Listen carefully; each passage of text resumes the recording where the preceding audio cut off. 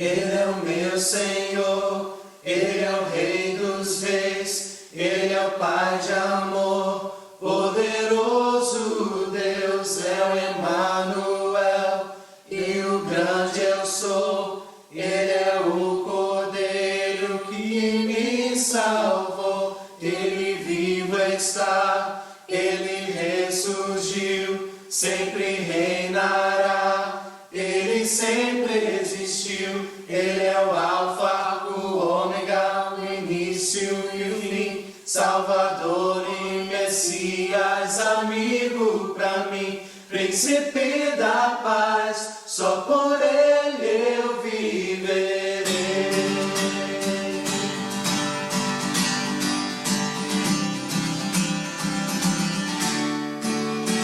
Tu és santo, Tu és santo, poderoso, poderoso, Tu és digno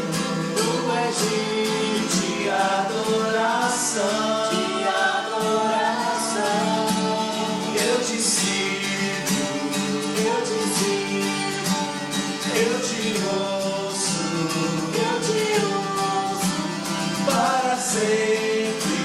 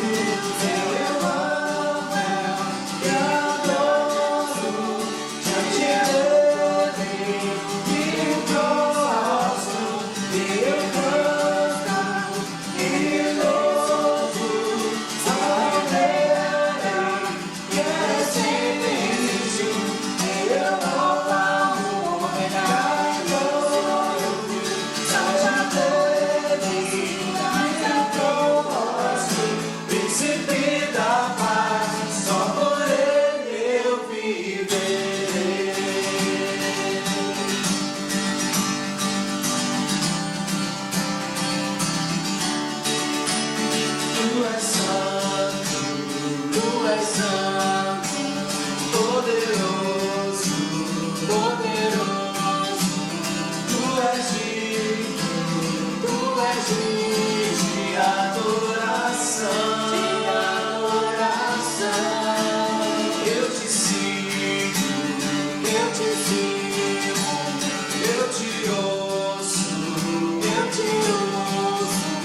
para sempre, te louvarei.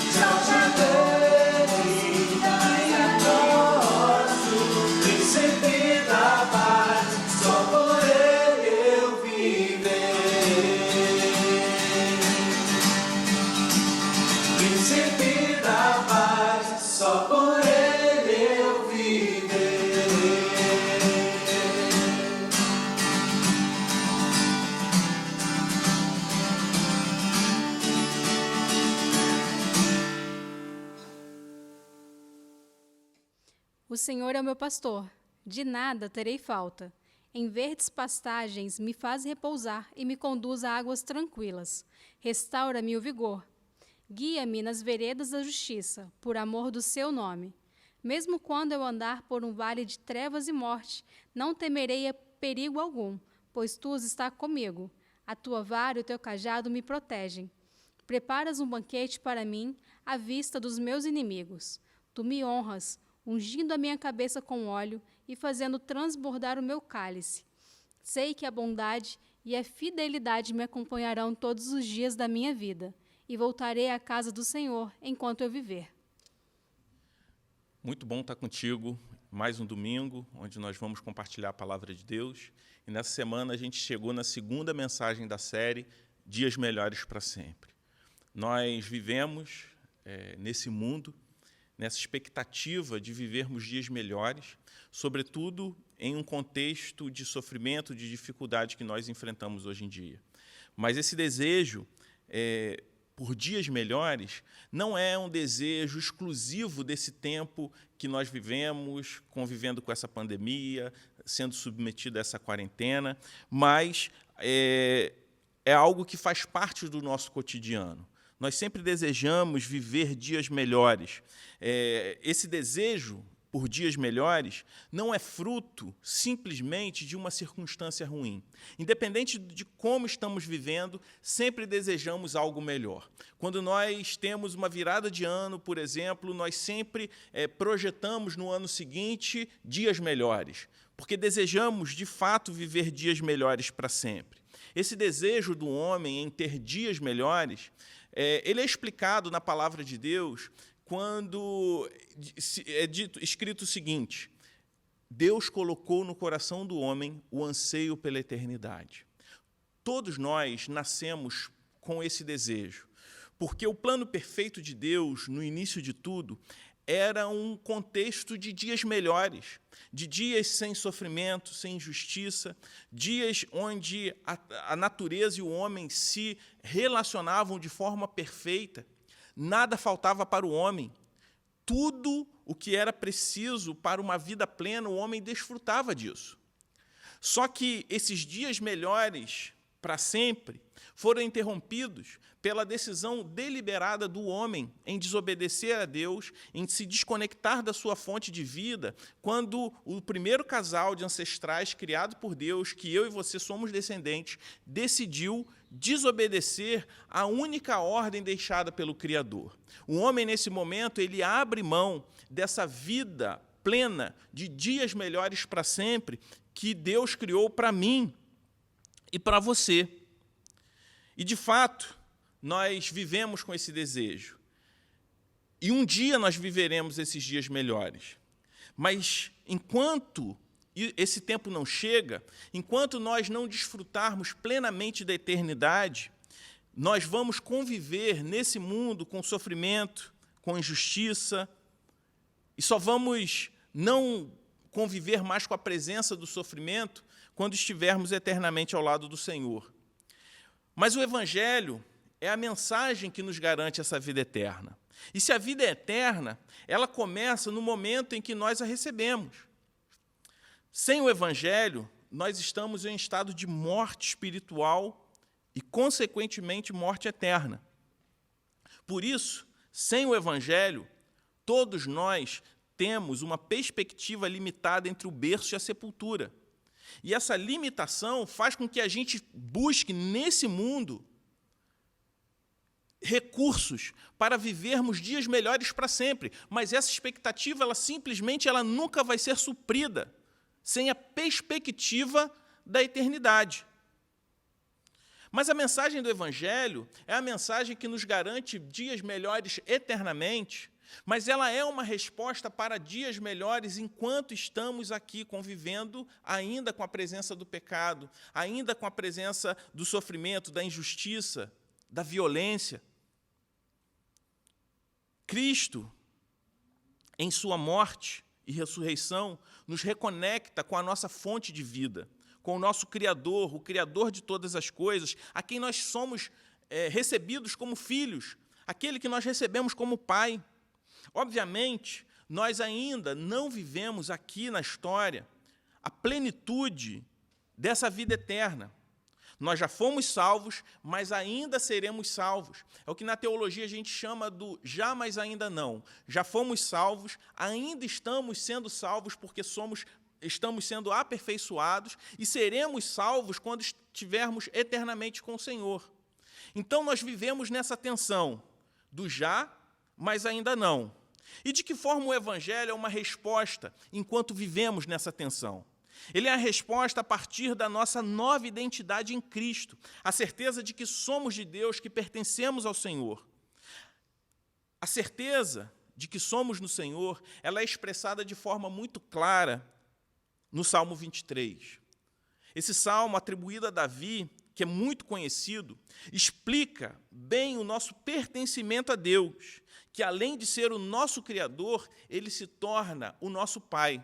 Quando estamos em Cristo, somos adotados por Ele como filhos.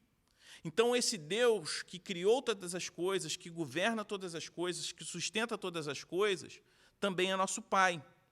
Esse salmo, Davi ilustra bem a partir de uma experiência pessoal. Davi, ele era pastor de ovelhas. E esse salmo é escrito nessa perspectiva de um pastor cuidando do seu rebanho, das suas ovelhas. O Salmo 23, assim como o Salmo 4, fala de uma expectativa de paz acima das circunstâncias.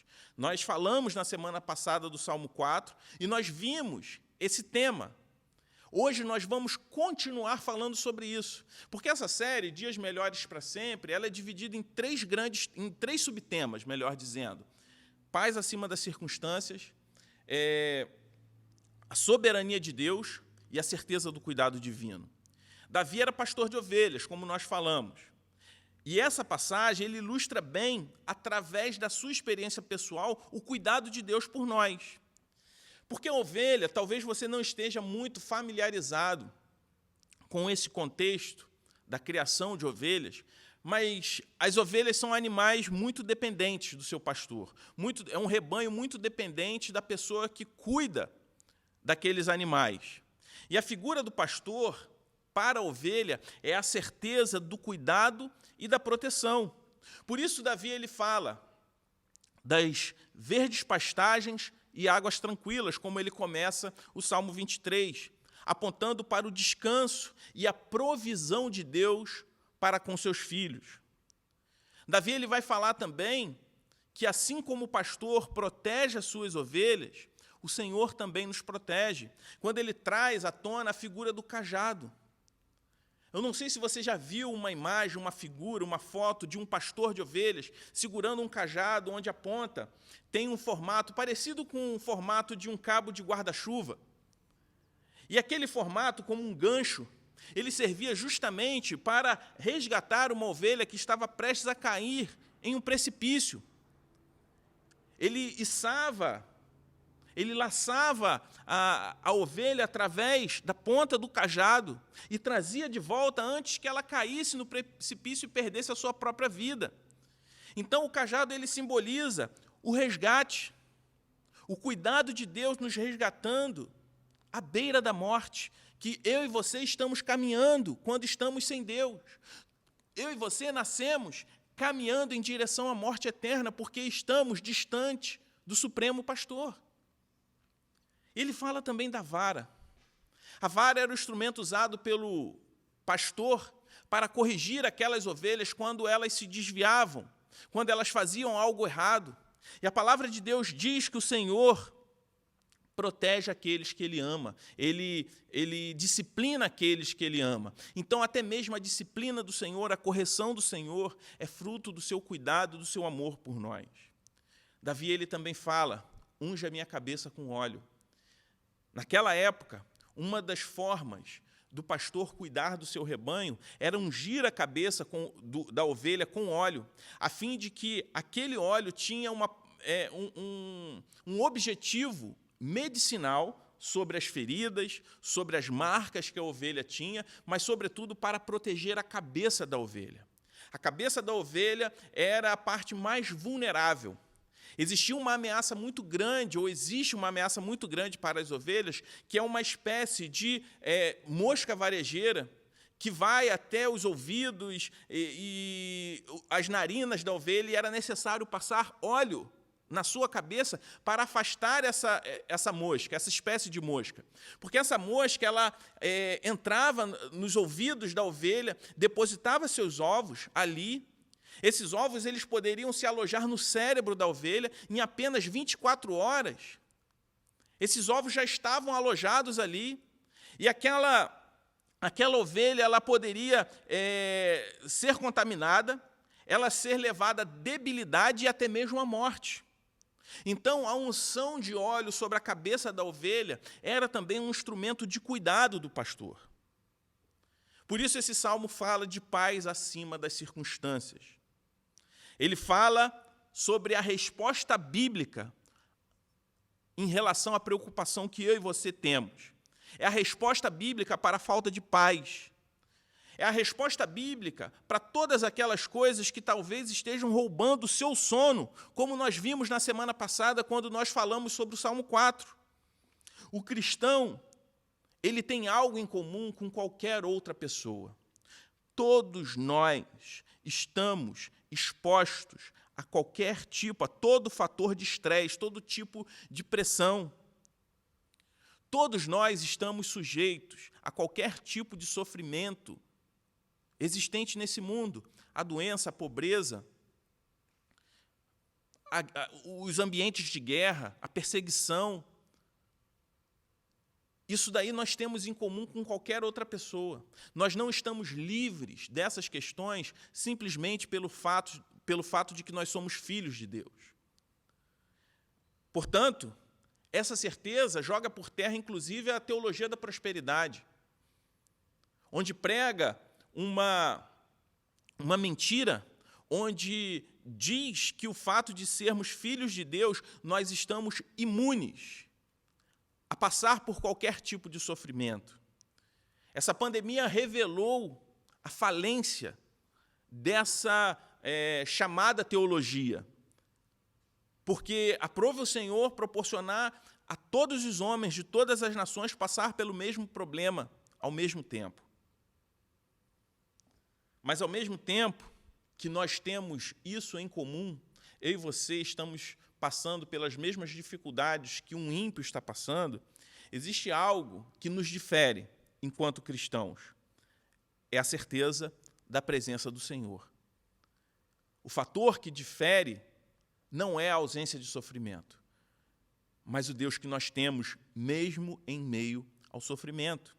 Nós conhecemos a palavra de Deus, conhecemos a Deus através da palavra, nós conhecemos o Evangelho, conhecemos as promessas do Senhor, conhecemos o amor de Deus através de Jesus, e através de Jesus nós desenvolvemos um relacionamento com Deus. Ainda mais, nós somos adotados por esse Deus como filhos. Essas certezas, para nós, devem ser suficientes.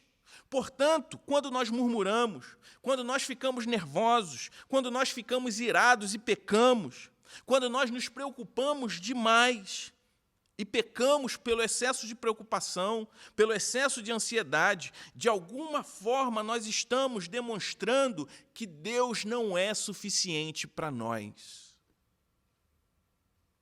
E quando isso acontece, nós precisamos examinar o coração. Aí talvez você venha me dizer o seguinte: mas o Salmo 23 diz que nada iria me faltar. Ou melhor, não teria falta de nada. O foco do Salmo 23 não é a promessa de que teremos tudo o que nós almejarmos, mas sim a forma como eu reajo diante daquilo que eu tenho e também diante daquilo que eu não tenho. Você conhece alguma pessoa que tem tudo o necessário para ela viver e ainda assim só vive reclamando? Ou mais, talvez você conheça pessoas que têm tudo necessário para viver e ainda mais, e ainda assim continua reclamando. Da mesma forma, eu conheço pessoas que têm muito pouco, talvez nem tenha o suficiente, o necessário, e vive uma vida de gratidão. Eu conheci pessoas que, no leito de morte, em um estágio terminal de uma doença, sofrendo muitas dores, onde os medicamentos não eram mais capazes de aliviar essas dores, ainda assim, essas pessoas expressavam profunda gratidão ao Senhor, não reclamavam de nada. Enquanto muitas pessoas que talvez você conheça têm tudo o que precisam e ainda mais do que precisam e continuam uma vida de murmuração, vivem reclamando. Davi fala: o Senhor é o meu pastor e de nada terei falta. Davi aqui não tinha certeza que teria tudo, até porque ele passou por momentos de escassez, ele passou por faltas familiares. Ele fala aqui da certeza de que o Senhor é o seu pastor e o pastor não iria lhe faltar nunca. O que Davi está falando é: se o Senhor é o meu pastor, pode me faltar tudo, mas o que realmente importa não vai me faltar, que é o meu pastor. E se o meu pastor nunca vai me faltar, eu nunca sentirei falta de nada. Quando eu não considero que Deus é suficiente, eu preciso examinar o coração. E essa é a fonte de toda idolatria. Quando nós somos idólatras ideológicos e políticos, é porque nós consideramos que Deus não nos é suficiente, mas que nós somos dependentes de algum político, de uma ideologia política, de um sistema político, para vivermos plenamente, de forma contente, suficiente, alegre, plena e feliz. A idolatria é o dinheiro. É quando eu entendo que Deus não me é suficiente, é o dinheiro, é Deus mais o dinheiro. A idolatria pelo poder é a mesma coisa. É Deus mais o poder. Mas Deus não é, para mim, suficiente. E é interessante que essa falta de fé na suficiência de Deus, ela se dá até mesmo através de questões, de presentes que Deus me dá, como, por exemplo, a família. O que Davi está falando: ainda que eu perca toda a minha família, Deus para mim é suficiente. Nós vemos isso, por exemplo, expresso no exemplo de Jó, que perdeu todas as coisas e Deus continuou sendo suficiente para Jó. Às vezes, Deus não me é suficiente quando eu transformo meus filhos em ídolos. Quando eu não entendo que os meus filhos são presentes que Deus me deu. Não considerar que Deus é suficiente, por exemplo, tem levado muitos crentes, jovens, a pecar na área sexual, por exemplo, porque ela não considera que Deus lhe é suficiente, mas ela precisa de Deus e do sexo. E se ela não tiver como fazer sexo dentro dos padrões estabelecidos pelo Senhor na sua palavra, ela vai pecar porque Deus não lhe é suficiente. Casais que desistem do casamento, quando passam algum tipo de dificuldade, algum tipo de privação, porque Deus não lhe é suficiente. E não entendem que todas essas coisas são presentes que Deus nos dá. Mas nós pensamos que não podemos viver sem essas coisas, mas nós podemos, embora todas essas coisas sejam bênção de Deus para nós. Mas quando eu não considero Deus suficiente e deposito uma necessidade de significado e propósito nessas coisas, quando eu projeto a minha identidade nessas coisas, eu preciso examinar meu coração. Mas quando eu entendo que em Deus eu tenho a capacidade de conviver com a falta de dinheiro, com a falta de poder, até mesmo com a falta de liberdade. É o testemunho dos nossos irmãos que vivem em países onde o evangelho é perseguido. Quando eu não entendo que em Deus eu tenho a capacidade até mesmo de conviver com a falta de pessoas que eu amo.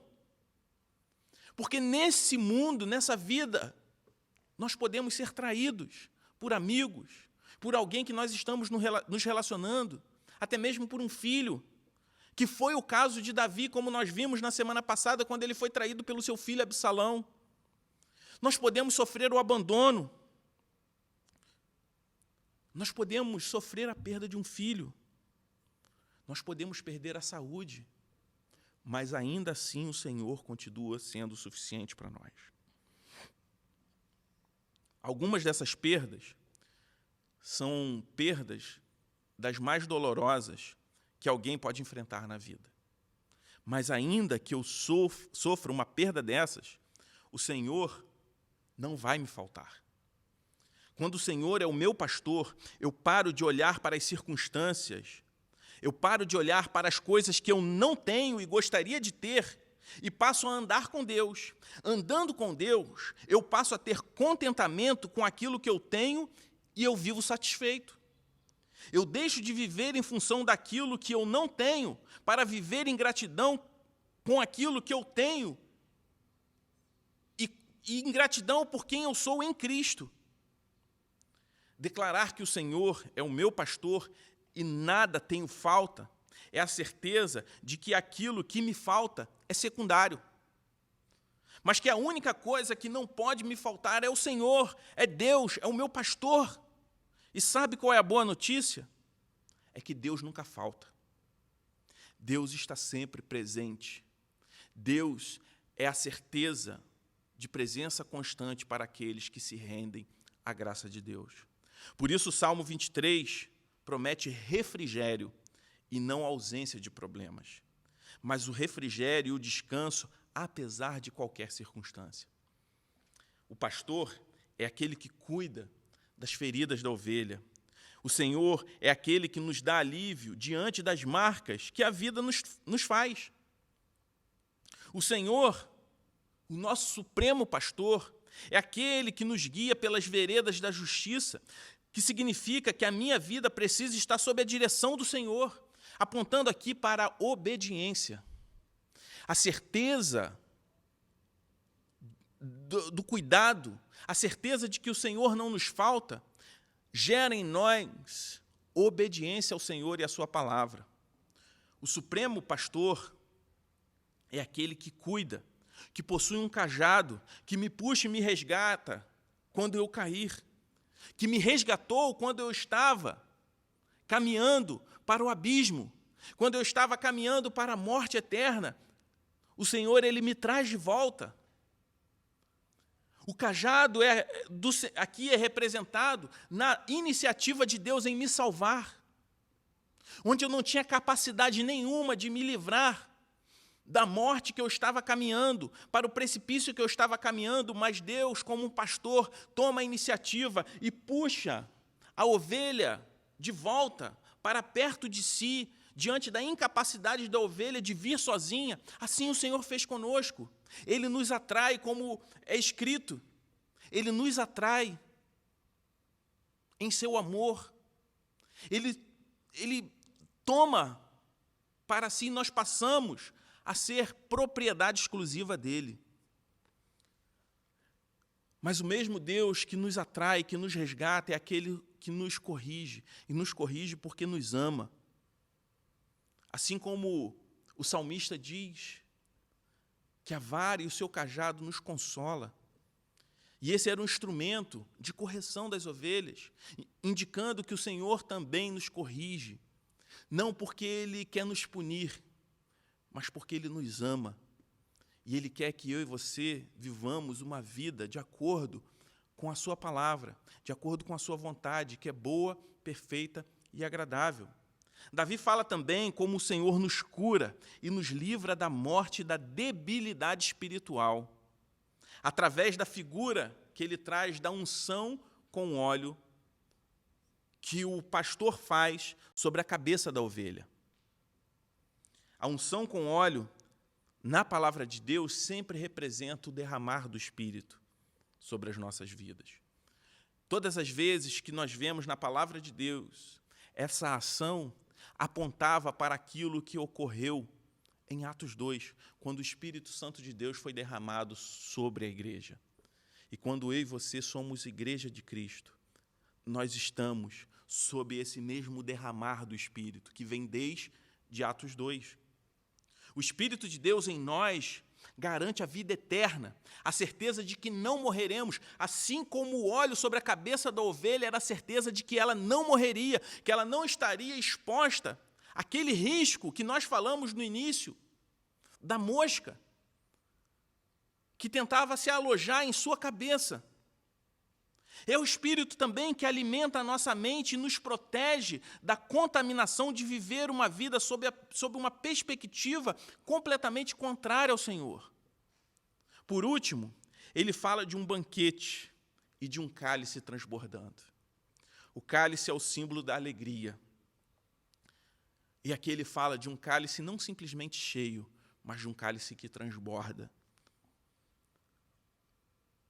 O que o salmista está dizendo é que, além do cuidado, além da proteção e da certeza da vida eterna, ainda somos surpreendidos com as bênçãos do Senhor, que são mimos de Deus que nós não merecemos.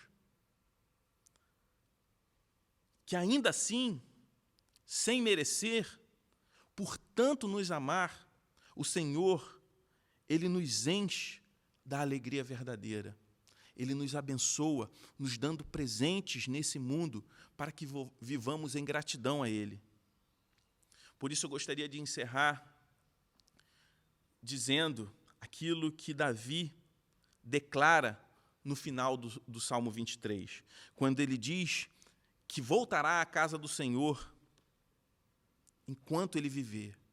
Essa declaração de Davi aponta para a nossa história, que eu e você vivemos nesse mundo, marchando para o local que o Senhor preparou para nós, que somos apenas peregrinos nesse mundo, que o que vemos e o que sentimos nesse mundo, tudo isso é passageiro, que tudo aquilo que vemos e sentimos aqui no mundo, um dia vai acabar. Enquanto marchamos, o Senhor é o nosso pastor, é o nosso protetor e nos dará alegria em meio às dores.